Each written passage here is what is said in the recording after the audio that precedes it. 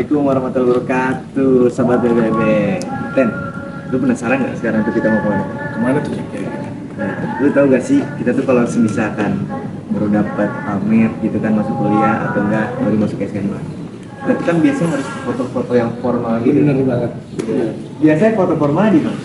Di studio foto lah. Di studio foto. Nah, itu dia Ten. Sekarang tuh kita bakal jalan-jalan ke salah satu owner bisnis yang mempunyai foto studio yang namanya tuh Iya Studio.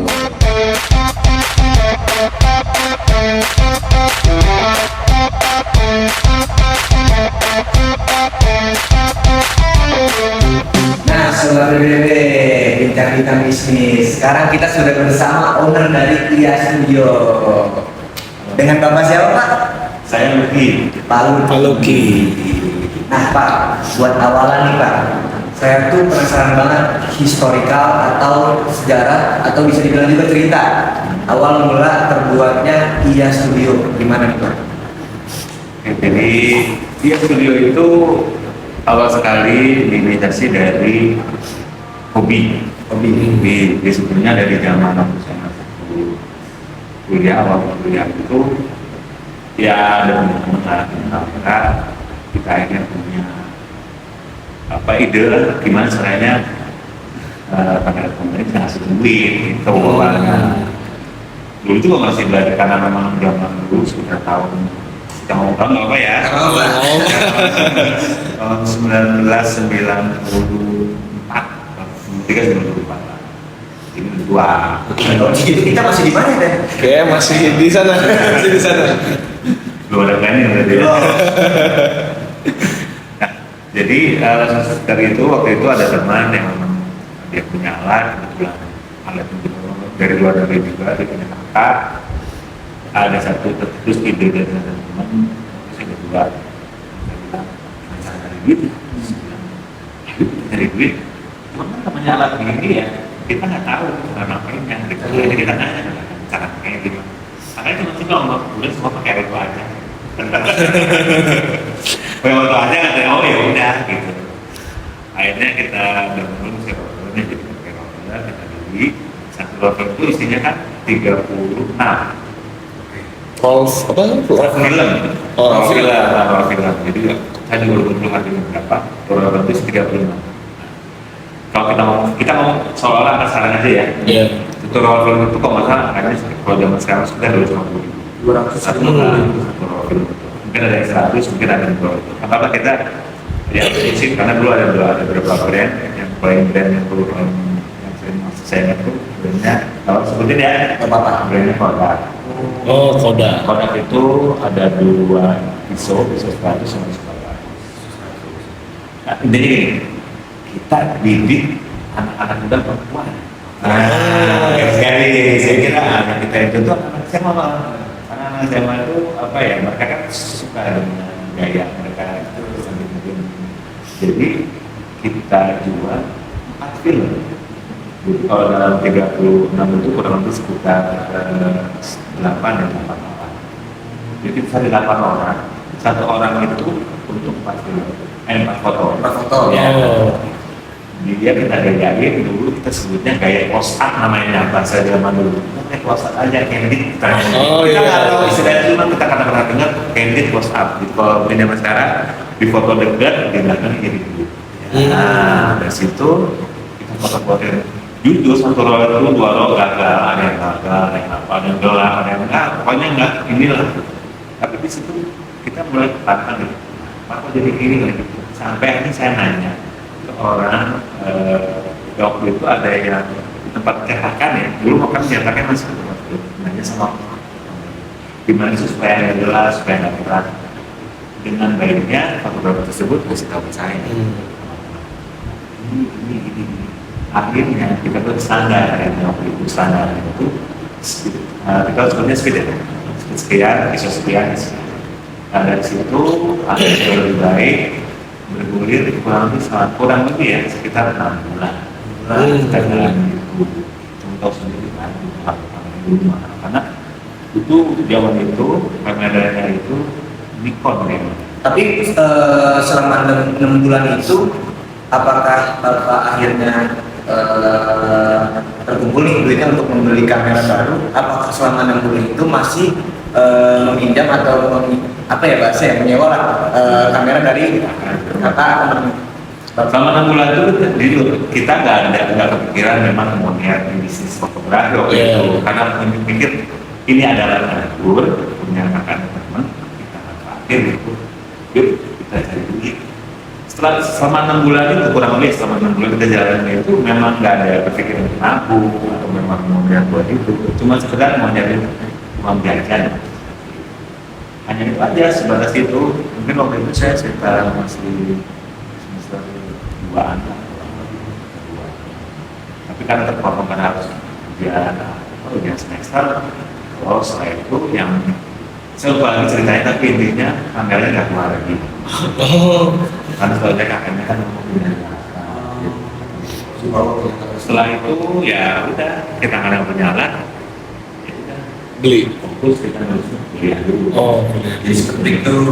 Di situ malah kita menjadikan masalah yang lain secara natural aja, memang lebih planning untuk kita harus usaha, nggak cuma kita tuh datang punya ide atau saya punya ide, isinya ya begitu kayak kamu itu ada di sana di mana? Oh di sini, saya juga di sana. Oh kita beli 5 biji kita. Jadi jalan gitu aja ngalir. Memang selalu lihat potensinya. Ya, Misalkan ada potensi untuk nyari duit, mbak. dulu ya sampai kita sempat usaha sembako dulu. Konsepnya kayak gimana tuh Pak? Kalau kita sekarang sebutnya dari service namanya. Dari servis. Berarti nganterin gitu ya? Hah? Nganterin berarti ya? Ya, caranya waktu itu sebetulnya ada awal juga dulu kita nongkrong berempat, ada teman tetangga di depan rumah dia mau ke pasar, ngeluh nggak malas ke pasar kayak gitu. Nah, saya bilang udah sekalian deh ke pasar, catat aja hasil duitnya ke pasarnya, ngomongin ngumpul, udah nggak karena cuma pakai motor, berdua tinggal di situ, di saya cuma sebagai terlihat pulang setelah selesai belajar macam-macam, pulang dari kasih tips, akhirnya kita bisa ngopi lagi, jangan lo terbatas banget dong jajannya yang bukan mungkin bukan kuliah saat waktu itu ya uang tuh nggak sangat tertata dan situ selain itu gimana kita tawarin ke rumah-rumah yang lain mau ke ibu-ibunya kita cerita gitu. Just tip lah kalau sekarang namanya. Jadi beda konsepnya kan biasanya sembako itu ada outletnya. Kalau ini ini delivery service. jasa doang. Jasa doang. Jangan kan sebut just tip itu loh.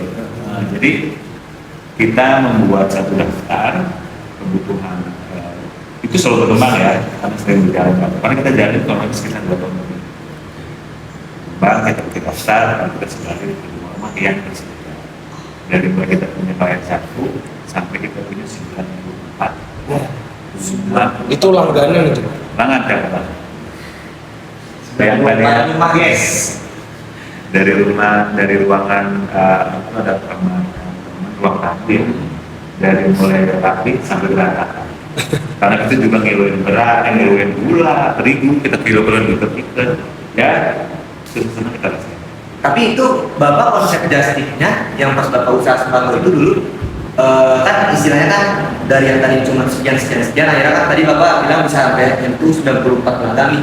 Nah dengan banyaknya pelanggan itu Bapak akhirnya kayak misalkan beras dalam 3 hari itu selalu ada yang pesen, apakah Bapak akhirnya menyetok, apakah tetap kalau misalkan ada yang pesen baru Bapak beli?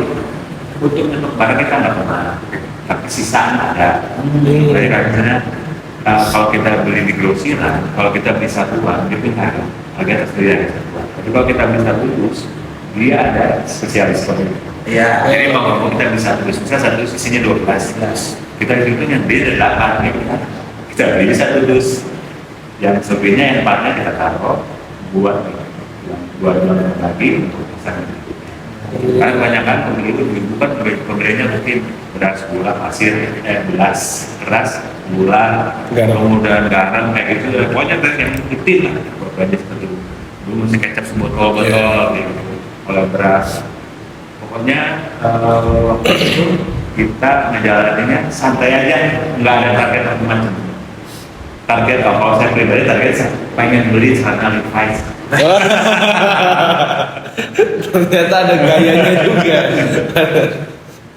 Ya karena walaupun bagaimana apa ya, mungkin kita kan punya teman-teman juga ya, karena pakai baju brand, enak kita pakai baju brand gitu. Cuma memang berhenti di saat teman-teman mulai sibuk skripsi. Ada skripsi, akhirnya dengan berat hati kita mengumumkan kepada semua bahwa kita Berarti semester 7 mau ke 8 ya? Itu udah kan? Iya, Habis sempro. ya. Jadi waktu itu kita menguminnya juga sedih. Tapi dari semua itu, karena saya sekarang sudah bisa melihat, ya, ternyata anak muda itu punya nilai yang orang-orang lain nggak punya. Harusnya di usia-usia yang lebih dewasa itu, ya, di usia kalian beranjak dari remaja ke dewasa itu punya nilai plus dengan remajaan kalian.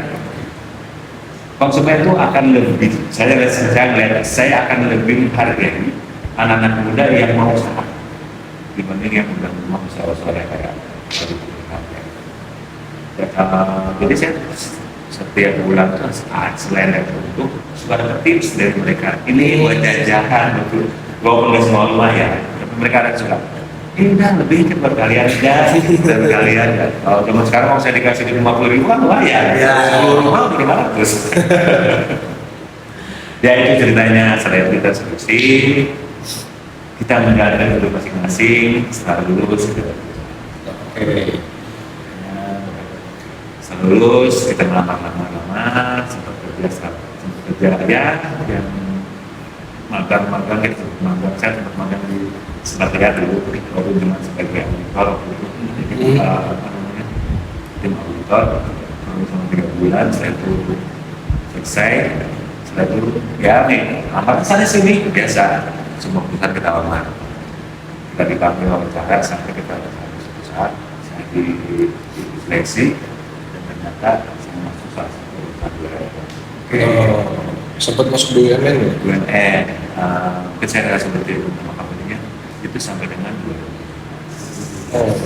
Sebetulnya selama berjalan dari tahun 1997 saya sudah mulai masuk, tapi seiring berjalannya waktu saya mulai tuh kebeli lah kamar yang mulai waktu bukan pro sampai yang semi pro waktu itu second di waktu senggang di Sabtu dan Minggu saya ikut teman-teman ajak gue dong, kok bukan pengen buktinya nih jadi saya kalau saya tahu saya tahun 99 kalau nggak salah 1999 lalu waktu itu motor pengen nyari tambah kayak bikin motor yang sekedarnya senang pernikahan sambil kan nyari waktu itu masih analog, waktu itu masih semuanya masih bawa dan itu berhenti sekitar tahun 2002 itu karena masuk mulai ramai. Oh sebelumnya itu bukan digital? Belum sampai setelah saya awal tahun 2000 itu keluar ada satu brand ternama itu ngeluarin satu seri dan masuk ya maksudnya di pasar Indonesia dan jadi di level global udah orang mulai banyak dan konsumen udah mulai banyak tahu nih gitu. Hanya 2021 2022 saya stop dulu, kayaknya fokus aja deh kerja lagi kerja lagi. Tapi karena emang saya seneng ini ya, kayaknya ketemu teman lagi, teman-teman main kita bikin yuk kita bikin sudah organizer tahun 2007 event organizer. Nah kita nanganin 2 event waktu itu, yaitu salah satunya ada acara workshop sama kita ada acara handbag waktu itu jam 2007 ya plus minus lah dulu ini lumayan ya zaman masih gitu. Tapi tahun 2008 kita stop lagi karena menuju dua kerja karena dia harus keluar kota, akhirnya stop lagi. Akhirnya tahun 2010 ketemu lagi, bikin lagi, tapi WO wedding Oh, buat yang nikah-nikahan aja. Gitu. Nah, kita 2010 kita mulai awali, 2010 akhir di penelitian 2011 kita mulai dari lain. Sebetulnya untuk PDMS sih sekarang masih cuma memang sekadapnya. Walaupun harus cari sampai tahun 2020, tapi di tahun 2014 saya juga membuka usaha fotografi dan pernikahan. Saya punya tim sendiri. Jadi Itu di luar WO. jadi saya ada teman lagi. Jadi kalau sementara saya jadi marketing, soalnya kalau mau lagi jobnya nggak bentrok, saya bisa dulu. Kalau enggak, berjalan sampai di tahun 2017 saya resign dari perusahaan saya pengen fokus di usaha. Nah, 2017 saya sebenarnya udah rencana sih merencanakan untuk membuka studio itu. 2017 ke 2018 saya proses untuk memulai peralatan seperti itu. Nah ya lumayan sih bikin buat peralatan kayak gini. Memang nggak bisa spek yang terlalu high banget, tapi cukuplah kalau buat family yang sifatnya ada studio. Ini mumpuni lah sudah. Tapi ini udah plus rumah kan Pak? Ini udah sekali udah include sama rumah Bapak juga kan? Iya. Jadi di rumah ini di tempat usaha. Tapi sebelumnya waktu itu di tahun 2018 saya sempat sewa tempat di toko di depan. Saya sempat sewa tempat di studio. Kemudian kita menjalani dari tahun 2018 sampai 2024. Kemarin ada Ya, sambil kita pakai rumah. Akhirnya Berarti yang ini baru Pak, yang dijadiin studio foto ini? dia normalnya tadinya rumah. Nah, dulu ini nama. Dan sampai sekarang nama studio ini Studio 30. Studio 30. Kalau yang saya kan namanya dia studio. Oh. Nah, dulu ada. Nah, tim yang di Studio 30 ini dia sekarang lebih ke corporate. Kalau saya lebih ke personal sama pribadi atau sama di polisi dengan studio ini aja. Kalau yang mungkin satu lagi dipegang oleh Mas Buput itu beda dari corporate ya. Jadi namanya PT 30. PT 30 itu bergerak di bidang komunikasi baik di foto maupun video untuk menangani proyek-proyek yang corporate. Oh, kayak iklan-iklan gitu ya? Iklan juga ada, berbagi komentar juga ada, membuat profil. Jadi dia buat juga pernah sempat beberapa film pendek tapi yang komentar yang dari request. Misalnya di abis lebaran juga ada beberapa proyek yang dijalankan. Untuk yang studionya dipegang oleh SD.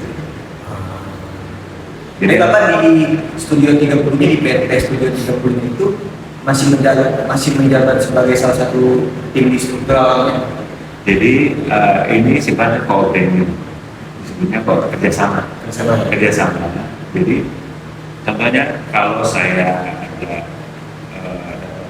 penawaran korporat, maka saya akan adakan ke 30. Tapi kalau 30 ataupun ada penawaran foto family bisa ada. Jadi dua usahanya secara genre bisnisnya, secara bisnisnya sama, tapi secara pembagian produknya tidak. Oke, mungkin departemen lah. Ya. Departemen corporate sama satu departemen. Pak, nih saya penasaran. Misal saya pengen apa ya, kayak Bapak lah bisnis fotografi. Kira-kira basicnya itu apa aja Pak? Kayak misal kameranya tuh harus kayak mana, apa aja tuh basic skill dan hardware-nya gitu. Jadi untuk paling basic pertama adalah disebutnya gear. Nah, untuk gear sendiri, oke, itu sebetulnya pertama gear, kemudian software sama hardware itu untuk PC aja atau saya laptop dengan spek yang memang paling basic itu biasanya pakai Core i3 atau paling basic. Jadi untuk RAM-nya proses di 8/16 karena ada proses buat editing. Nah, kalau untuk usaha untuk yang fotografi yang personal atau yang family ataupun event-event kecil kayak misalnya wisuda ataupun foto jajaran manajemen di studio itu masih bisa foto. Nah, kamera sendiri sebetulnya untuk kamera sendiri itu bisa menggunakan hampir semua jenis brand bisa. Cuma usahakan cari yang kalau bisa kalau mau ada brandnya beli yang pro. Kamera yang maksudnya pro fotografi bisa juga di yang semi pro. Itu beda ya, pro semi pro Beda. Jadi kalau yang ada yang buat pemula, Jadi hampir setiap kamera itu punya kualitasnya sendiri ya, namanya sendiri. Nanti mungkin teman-teman bisa cari referensi yang mungkin di di internet sehingga berkoordinasi dengan kemudian nanti ada alat pembantu selain yang tadi itu adalah flash seperti ini. Ini alat lighting.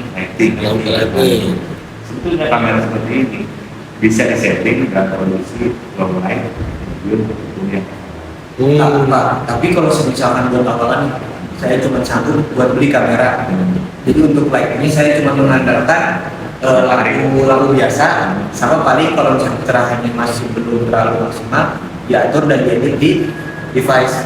Bisa di komputer yang kita pakai program tertentu ya. Mungkin kita nggak tahu orang ini pakai Lightroom, ada yang pakai PS, ada yang pakai ada apa, kan beda. Setiap orang pasti punya kemampuan. Karena kan rata-rata program itu easy user ya, easy user jadi apa masalah lebih.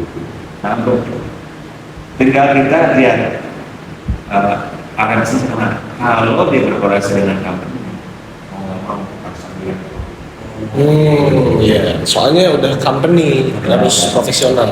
Karena biasanya kalau yang company itu sebelum dia melakukan kerjasama dengan pihak foto studionya, itu biasanya dia ngeliat dulu ya kayak spek-spek yang dipakai sama company bapaknya itu apa nih gitu kan. Kalau yang perusahaan cukup paham, sebetulnya untuk alat yang dipakai itu nggak usah negara dengan banyak, lebih produknya mana, atau kita sebutnya portofolionya mana sih? Portofolionya yang untuk produknya mana, untuk fotonya mana, dia akan melihat. Dia kan kalau misalnya yang paham saya kalau ini full editing, original, ada Sekarang udah ada AI kan. foto mukanya doang, badannya pakai AI ya.